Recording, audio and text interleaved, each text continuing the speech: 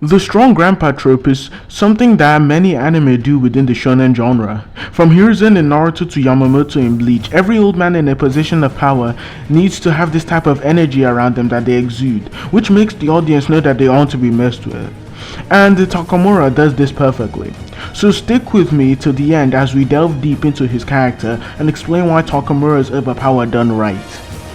Takamura is first introduced in chapter 15 as a member of the Order, who are an elite group of killers in the assassin world who are tasked with keeping the world balanced and fair. At first, Takamura seems like a frail old man who'd most likely be there to offer wisdom to the other Order members. However, we quickly learn that is quite the opposite.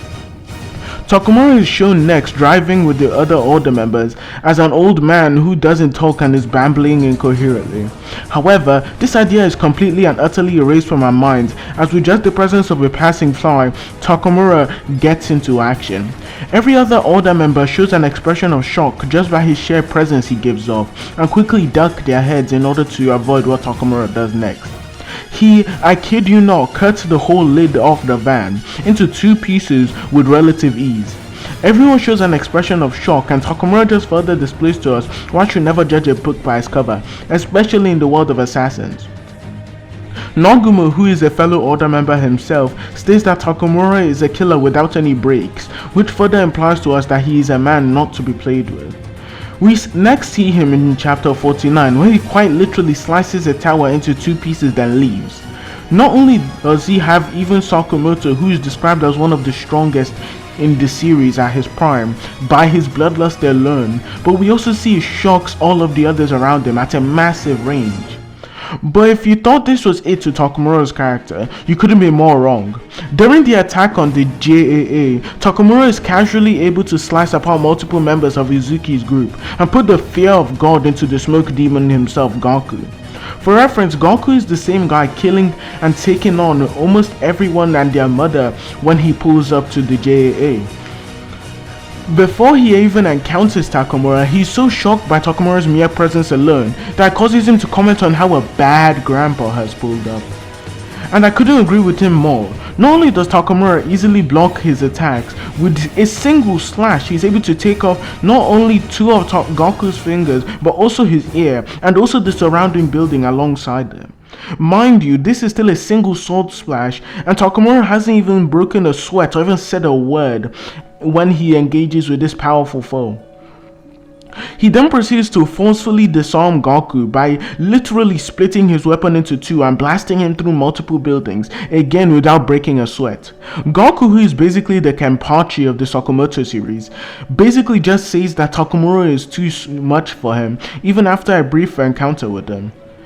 To make Takamura's literal kill spree even better, he then puts the absolute beats on Uda as he blocks and cuts his bullets with a simple sword slash. Uda, however, is able to get behind him and attempts to shoot him in the head. And many of you may be wondering what Takamura would do in this situation, so I'm going to give you an option. Would he A. Dodge the bullets, B. Disarm him by grappling the gun out of his hand, or C. Slice his way out of the situation? I'll give you some time to think.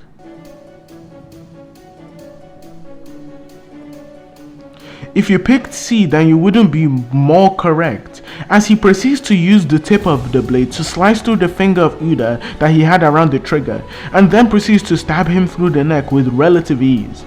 Gaku comes back for round 2 and tries rushing at him, however he easily gets his arm sliced off before he could even notice. Slur, who is implied to be the main villain himself, states that nobody knows anything about Takamura except for how strong he is, and he's thought as a fictional character even among the assassins. Even Gaku calls him the personification of all bloodlust in the assassin world, and bloodlust is one of, if not the most important triggers for assassins in general. After Takamura's rampage on the villains, Gaku gets his arm connected back, and Kashima states that the reason he was able to connect his arm back, aside from his medical skill, was also because Takamura's slices are so clean that the muscle tissue is still alive so it can be reconnected easily. Which just again goes to show how much of a monster Takamura is.